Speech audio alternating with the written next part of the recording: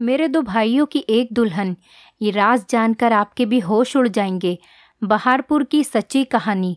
मेरा नाम रोमा है। मैं अपने माता पिता के साथ एक छोटे से गांव में रहती थी और मेरा बचपन एक डरावने सपने की जैसा था। मेरी किस्मत ने मेरे साथ एक ऐसा खेल खेला कि मैं अपनी ज़िंदगी में आगे बढ़ने के बाद भी अपने अतीत को नहीं भूल सकती थी। मेरे माता पिता कभी नहीं चाहते थे कि मेरी ज़िंदगी बर्बाद हो जाए और मैं अपने ही घर में कैदी बनकर रह जाऊं। इसलिए मेरी माँ ने मुझे सब लोगों से छुपाकर मेरी बुआ के घर भेज दिया था। उनकी भी कोई संतान नहीं थी, इसीलिए मेरी बुआ और फूफा ने मुझे अपनी सगी औलाद से भी बढ़कर समझा। मुझे पढ़ाया लिखाया और अपने पैरों पर खड़ा कर दिया। अब मैं शहर में ही एक कंपनी में जॉब कर रही थी। मैं बहुत कम बोलती थी।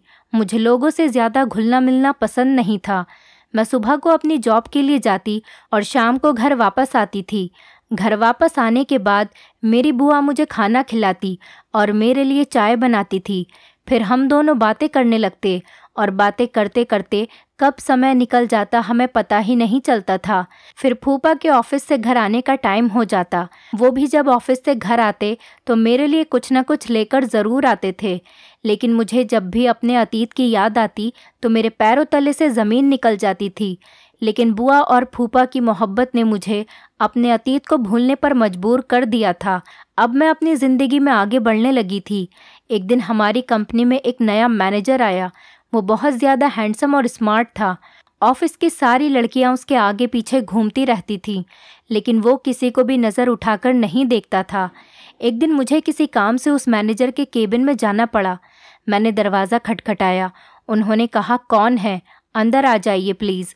मैं घबरा गई और कहने लगी, सर मेरा नाम रोमा है। आपने मुझे ये फ़ाइल दी थी, लेकिन मुझे इसका पिछला रिकॉर्ड समझ नहीं आ रहा। क्या आप मेरी हेल्प कर देंगे? उन्होंने कहा, जी जी बिल्कुल, क्यों नहीं, मैं आपको सब कुछ समझा देता हूँ। वो फ़ाइल देखकर मुझे काम समझाने लगे और मैं उनको देखने लगी। मेरी नज़रें उनके ऊपर से हट ही नहीं रही थीं। वो सच में बहुत ज़्यादा हैंडसम थे। इतनी देर में उन्होंने चुटकी बजाकर मुझसे कहा, हेलो रोमा, आप किसके ख्यालों में गुम हो गईं? मैं अचानक से अपने ख्यालों से बाहर आई और उनसे कहने लगी, जी सर, मुझे सब कुछ समझ आ गया। आप फिक्र न करें, मैं सारा काम कंप्लीट कर दूंगी। मेरा दिल तो उस दिन से ही मैनेजर विक्रम की मोहब्बत में डूब गया। पर जैसे ही मुझे अपने अतीत की याद आती, मैं डर जाती थी। मैं अपनी बुआ से अपनी हर बात शेयर करती थी। उनके अलावा मेरा कोई और नहीं था, इसीलिए वो मेरी सबसे अच्छी दोस्त भी थी। जब मैंने उन्हें सब कुछ बताया तो वो मुझे समझाने लगी, अब तुम्हारी ज़िंदगी यही है, तुम अपने अतीत को भूल जाओ और अपने जीवन में आगे बढ़ो। लेकिन मेरे कदम डगमगाने लगते थे। मुझे कुछ भी समझ नहीं आ रहा था। इसी तरह दिन गुजर रहे थे। विक्रम अब मुझ पर बहुत भरोसा करने लगे थे, क्योंकि मैं अपना काम बहुत ईमानदारी से करती थी। वो कंपनी की हर बात मेरे साथ शेयर करने लगे थे। एक दिन मैं उनके केबिन की तरफ जा रही थी। मैं उन्हें देखकर दंग रह गई। वो शायद कुछ सोच रहे थे और दिल ही दिल में मुस्कुरा रहे थे। उनको देखकर मेरी नज़र उन पर ही ठहर गई और मैं भी मुस्कुराने लगी और सोचने लगी कि काश जैसा मैं सोच रही हूँ वैसा ही हो। जो मेरे दिल में है वही इनके दिल में भी हो। मैं वहाँ खड़ी खुद से ही बातें कर रही थी। आज बुआ के यहाँ कुछ मेहमान आ रहे थे। फूफा ने अपने कुछ फ्रेंड्स को बुलाया था। इस वजह से मैं भी आज ऑफिस से जल्दी घर आ गई थी। मैंने आकर देखा तो मेरा मोबाइल नहीं था। बुआ ने मुझसे पूछा कि क्या हुआ, तुम परेशान क्यों हो? मैंने उन्हें बताया कि मेरा मोबाइल नहीं दिख रहा, तो वो मुझसे कहने लगी कि तुम कॉल करके देख लो। मैंने घर के नंबर से कॉल की तो मेरा फ़ोन किसी ने उठाया। आवाज़ सुनकर मेरा दिल खुश हो गया। मैंने कहा, सर आप? विक्रम ने बताया कि मैं अपना मोबाइल जल्दी में उनके केबिन में ही छोड़ गई थी। वो कहने लगे कि मैंने तुम्हारा मोबाइल अपने पास रख लिया है, तुम कल ऑफिस आओ तो ले लेना। मैंने कहा, ठीक है सर, थैंक यू। वो कहने लगे कि इसमें थैंक यू की कोई बात नहीं। अगले दिन जब मैं ऑफिस में अपना मोबाइल लेने सर के केबिन में चली गई, उन्होंने मेरे हाथ में मोबाइल के साथ साथ एक लेटर भी दिया। मैं ये देखकर घबरा गई और बिना कुछ कहे जल्दी से उनके केबिन से बाहर आ गई।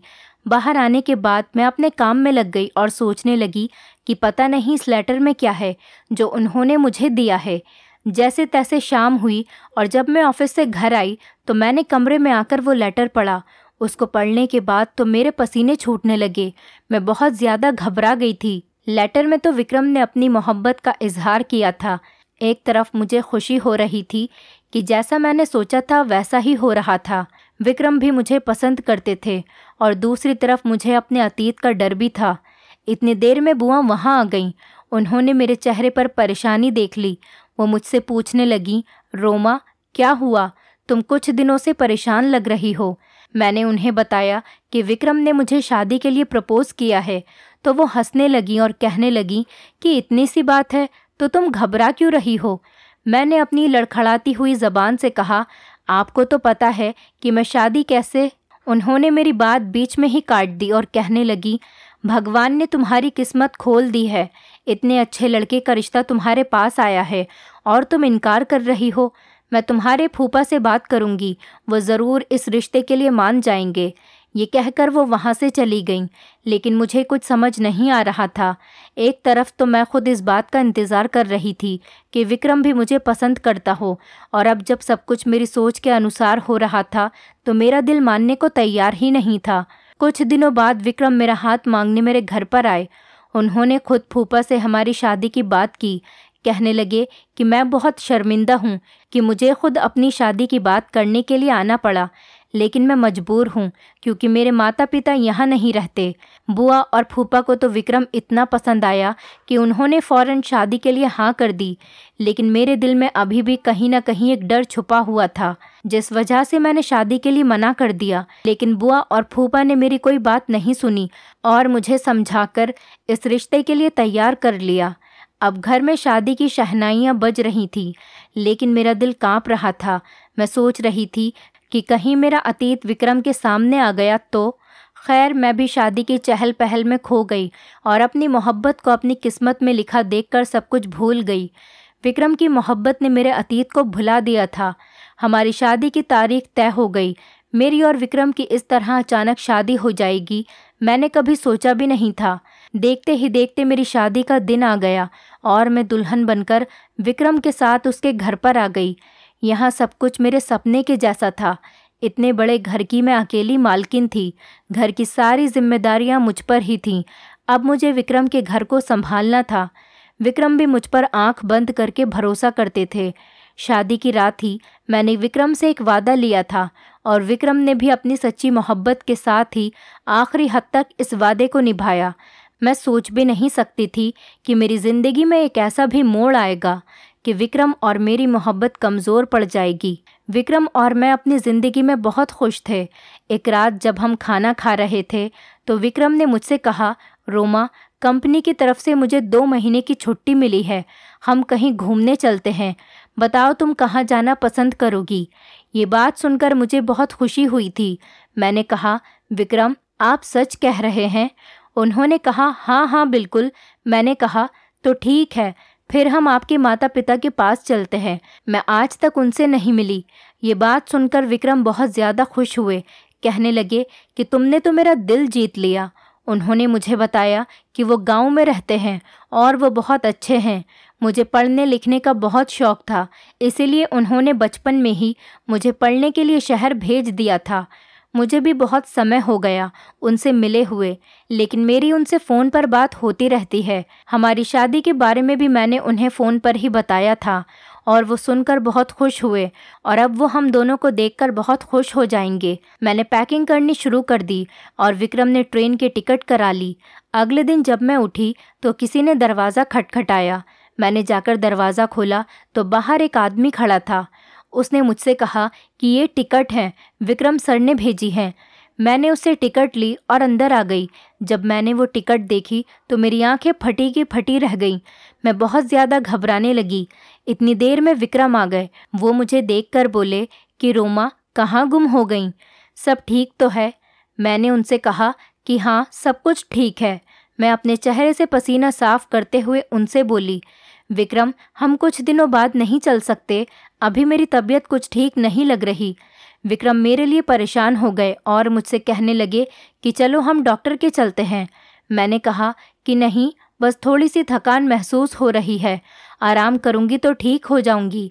विक्रम ने मेरे लिए चाय बनाई और मुझे दवाई दी। मैं अपने कमरे में जाकर आराम करने लगी। मैं सोच में पड़ गई थी। मेरे दिमाग में हज़ारों सवाल चल रहे थे। मैंने बुआ का नंबर लगाया तो बुआ का नंबर भी नहीं लग रहा था। अब मैं सोच रही थी कि मैं विक्रम को कैसे मना करूंगी। आखिर मैंने ही उससे कहा था कि हम तुम्हारे माता पिता से मिलने चलते हैं। फिर मैंने सोचा कि हो सकता है जैसा मैं सोच रही हूँ वैसा कुछ भी नहीं हो, ये सब मेरा वहम है। मैंने जाने के लिए पैकिंग शुरू कर दी। विक्रम बहुत ज़्यादा खुश थे, लेकिन मेरा दिल पूरे रास्ते परेशान रहा। कुछ समझ नहीं आ रहा था कि मैं विक्रम को कैसे बताऊं। ट्रेन का ये सफ़र मुझे किस मंजिल तक ले जाएगा मुझे नहीं पता था। मैं नहीं जानती थी अब ये सफ़र कहाँ ख़त्म होगा। जैसे ही ट्रेन रुकी और हम ट्रेन से उतरे, मेरी आंखों के सामने अंधेरा छा गया और मुझे चक्कर आने लगे। विक्रम ने मुझे संभाला और वहीं स्टेशन पर बैठा दिया। उसने मुझे जूस पिलाया और कहने लगे, तुम्हारी वाकई तबीयत ठीक नहीं है। मुझे तुम्हारी बात मान लेनी चाहिए थी और कुछ दिन रुक जाना चाहिए था, लेकिन फिर मुझे छुट्टी नहीं मिल पाती। मैंने कहा, ऐसी कोई बात नहीं है, मैं ठीक हूँ। मैंने बहुत मुश्किल से खुद को समझाया। मैं और विक्रम स्टेशन से गांव की तरफ चले। मेरा दिल ज़ोर ज़ोर से धड़क रहा था, मानो जैसे मेरे कदम आगे बढ़ने को तैयार ही नहीं हों। जैसे जैसे हम विक्रम के घर की तरफ जा रहे थे, मेरा दिल बहुत बेचैन हो रहा था। हम जैसे ही उसके घर के दरवाजे पर पहुँचे, डर की वजह से मेरे पसीने छूटने लगे। पता नहीं मेरी किस्मत मेरे साथ क्या खेल खेल रही थी। मुझे कुछ समझ नहीं आ रहा था। जैसे ही घर का दरवाज़ा खुला, मेरे रोंगटे खड़े हो गए। अंदर एक बूढ़ा आदमी था। वो विक्रम के पिता थे। मैंने जल्दी से अपना चेहरा कवर कर लिया और खांसने का नाटक करने लगी। विक्रम ने मुझसे पूछा कि क्या हुआ। मैंने कहा कि कुछ नहीं, असल में मुझे बचपन से ही धूल मिट्टी से एलर्जी है और यहाँ गांव में धूल मिट्टी बहुत ज़्यादा है, इसीलिए मुझे यहाँ अपना फेस कवर करके रखना पड़ेगा। विक्रम बोले, चलो ठीक है, अंदर आओ। विक्रम अपने पिता से मिलकर बहुत खुश थे। उन्होंने उसे गले लगाया और प्यार करने लगे। अंदर एक बूढ़ी औरत थी जो कि विक्रम की माँ थी। उनको देखकर भी मैं दंग रह गई। मैंने अपना फेस और अच्छे से ढक लिया। विक्रम ने सबको मेरी एलर्जी के बारे में बता दिया। विक्रम की बहन मुझे घूर घूर कर देख रही थी और मुझसे अजीब तरीके से कहने लगी कि लगता है भाभी तो बहुत ज़्यादा खूबसूरत हैं, इसी वजह से वो हमें अपना चेहरा नहीं दिखाना चाहती। इस बात पर सब लोग हंसने लगे। फिर वो कहने लगी कि मैं तो मजाक कर रही थी। फिर हम सब लोगों ने मिलकर साथ में खाना खाया। विक्रम भी सालों बाद अपने घर वालों से मिलकर बहुत खुश हो रहे थे, लेकिन मैं घबराई और सहमी हुई बैठी थी। खाने की टेबल पर सब लोग हंसी मजाक कर रहे थे। इतने में ही विक्रम ने पूछा कि राजीव कहाँ है। जब से मैं आया हूँ वो मुझे नज़र नहीं आ रहा। ये सुनकर मुझे सदमा लगा और मेरे हाथ से खाने की प्लेट छूटकर गिर गई। मुझे देखते ही विक्रम की बहन बोली, लगता है भाभी अपने देवर का नाम सुनकर चौंक गईं। विक्रम की माँ कहने लगी कि बस भी करो रायमा, जब से तुम्हारी भाभी आई हैं तुम तो उसके पीछे ही पड़ गई हो। वो कहने लगी कि माँ, मैं तो सिर्फ मजाक कर रही थी। विक्रम के पिता ने बताया कि राजीव कुछ काम से गांव के बाहर गया हुआ है। उसकी भी शादी हो गई है। कुछ दिन में वो वापस आ जाएगा। अपनी पत्नी को भी साथ में लेकर गया है ताकि उसकी भी थोड़ी सैर हो जाए। खाना खाने के बाद मैं अपने कमरे में आ गई और अपने चेहरे से अपना मास्क हटा दिया। अपने आप को मैं आईने में देखने लगी। मेरे दिमाग में बहुत सारे सवाल आ रहे थे। मेरे अंदर अजीब सी बेचैनी हो रही थी। इतनी देर में किसी ने दरवाज़ा खटखटाया। मैंने जल्दी से अपना मास्क लगा लिया। दरवाजे पर विक्रम थे। वो मुझे अपने घर वालों के बारे में बताने लगे। अपने घर वालों से मिलकर वो मुझे बहुत खुश लग रहे थे। पता नहीं मेरी किस्मत में आगे क्या लिखा था। मैं उनको कुछ बता भी नहीं सकती थी क्योंकि मैं विक्रम को खोने से डरती थी। मैं सोच रही थी कि विक्रम सब जानने के बाद कहीं मुझे छोड़ न दे। मैं ज़्यादातर अपने कमरे में ही रहती थी और सबको खांसकर दिखाती थी ताकि कोई मेरा चेहरा देखने की जिद न करे। राजीव भी आज वापस आने वाला था। यही सोच सोच कर मेरा दिल घबरा रहा था। मैं सदमे में थी। मैं अपने डरावने अतीत के बारे में सोच रही थी। मैं दिल ही दिल में उलझन में पड़ रही थी। लेकिन जब से मैं इस घर में आई थी मुझे मेरी नंद का बर्ताव बहुत अजीब लग रहा था।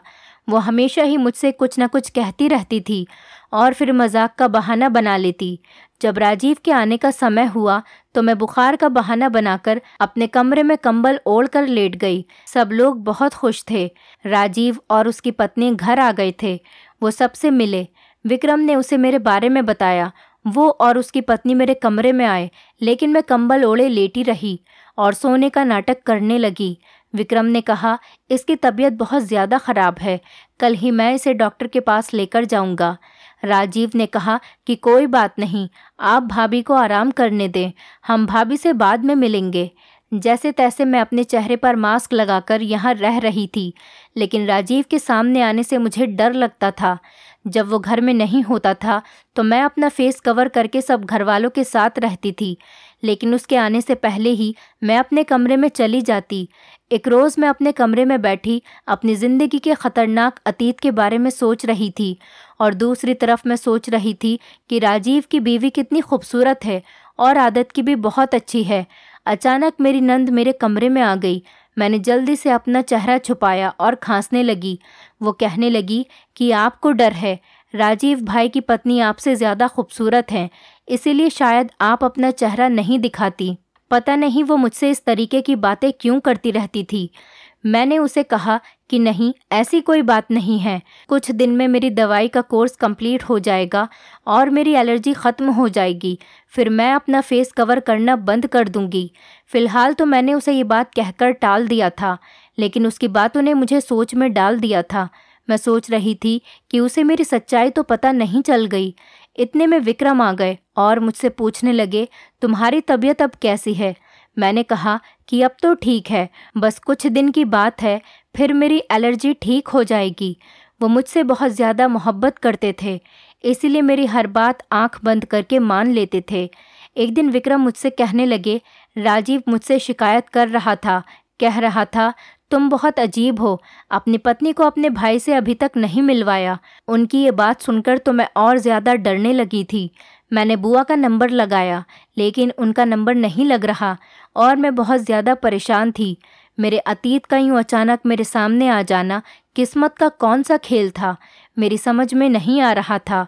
मैं घर वालों से भी छुपकर रह रही थी और राजीव का सामने आने का सोचकर तो मैं भाग जाती थी।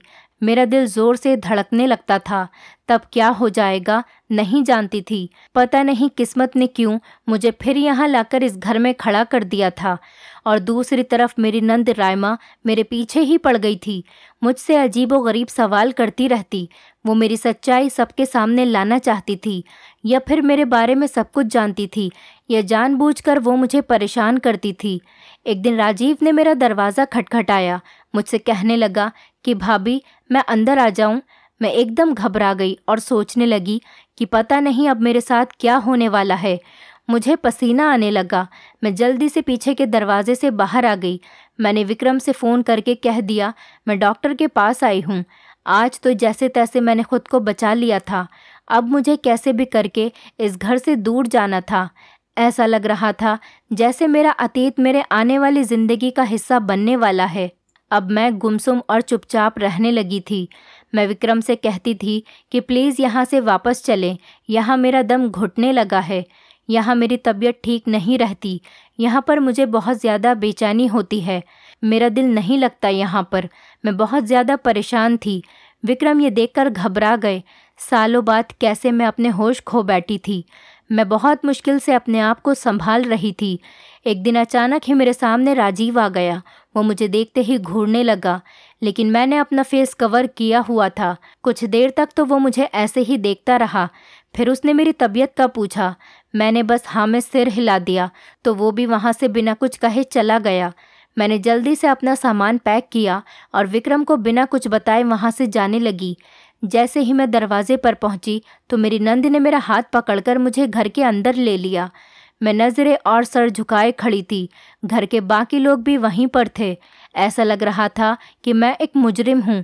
रायमा कहने लगी, मेरे दोनों भाइयों की एक ही दुल्हन, इसकी क्या वजह थी? ये जानकर आपके होश उड़ जाएंगे। उसकी बात सुनकर मैं चीख पड़ी और कहने लगी कि नहीं, ऐसा कुछ नहीं है, ये झूठ बोल रही है। विक्रम ने मेरे मुंह पर थप्पड़ मारा। मैं रोने लगी थी। मैं किस्मत के हाथों मजबूर थी, क्योंकि अब मेरा सच सबके सामने आने वाला था। विक्रम ने कहा, ये क्या कह रही है? आखिर सच क्या है? इसकी बात का क्या मतलब है? मैं सिसकियों के साथ रोने लगी और मैंने अपने चेहरे से मास्क हटा दिया। मैं राजीव की तरफ देखने लगी। मैं सोच रही थी कि राजीव मेरी सफाई में सबको सच बताएगा, लेकिन उसकी झुकी नज़र देखकर मैं समझ गई थी, क्योंकि उसका झुका सर और झुकी हुई नज़रें इस बात को बयान कर रही थी कि मेरा ही कसूर है। मैंने विक्रम से कहा कि मैं इन सब की अकेली जिम्मेदार नहीं हूँ। ये लोग भी मेरे अतीत में जो कुछ हुआ है उसके जिम्मेदार हैं।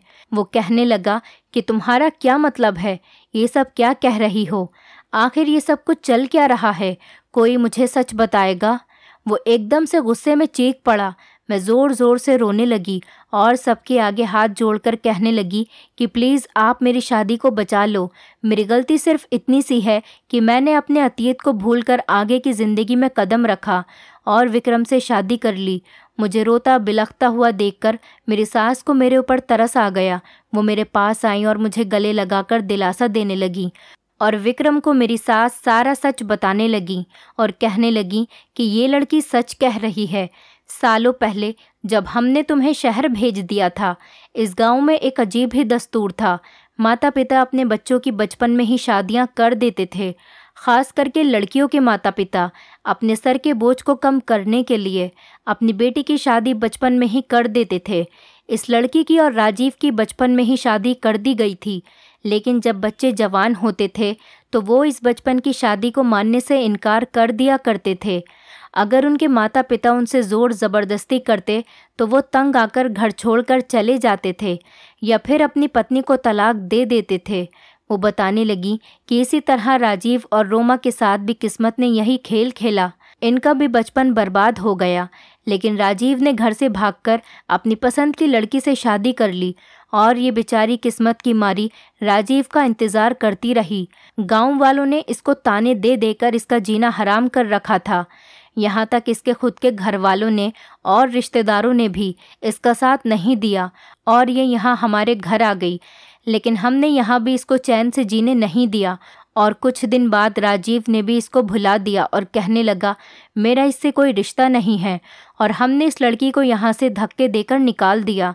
ये बेचारी दर दर की ठोकर खाती रही। फिर मैंने विक्रम को आगे का सच बताया कि इसके बाद मेरी माँ ने मुझे बुआ के पास शहर भेज दिया और मुझे अपनी कसम दी कि मैं अपने अतीत को भूलकर अपनी ज़िंदगी में आगे बढ़ जाऊंगी और कभी भी सच को किसी के सामने नहीं बताऊंगी।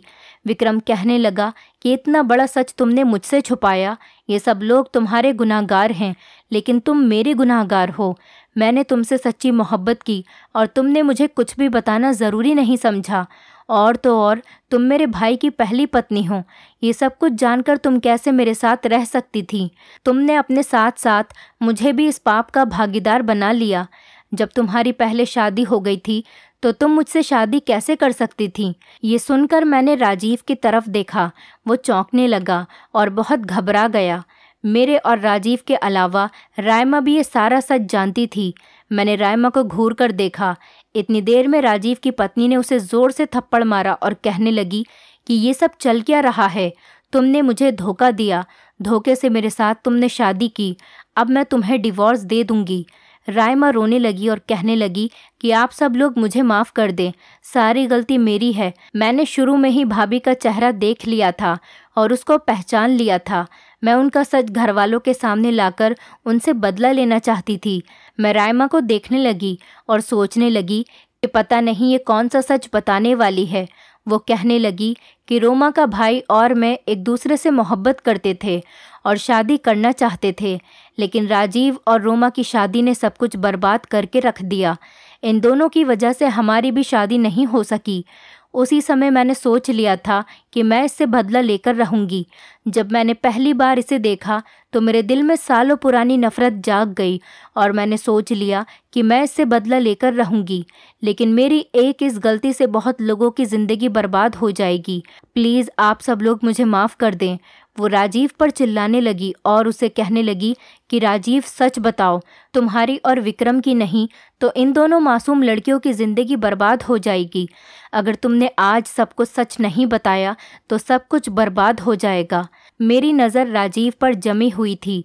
उसके माता पिता भी बहुत ज़्यादा शर्मिंदा थे। राजीव की पत्नी भी उसको पकड़कर झंझोड़ रही थी। इतनी देर में मैं चक्कर खाकर ज़मीन पर गिर गई और बेहोश हो गई। कुछ देर बाद मुझे होश आया तो मुझे डॉक्टर की आवाज़ आई।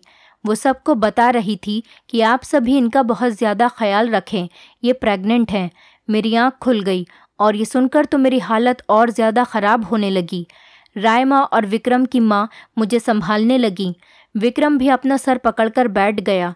ऐसा लग रहा था जैसे कयामत टूट पड़ी हो। एक ही लड़की दो भाइयों की पत्नी कैसे हो सकती है? विक्रम मेरे आगे हाथ जोड़कर कहने लगा कि प्लीज़ मुझे बताओ आगे का सच क्या है।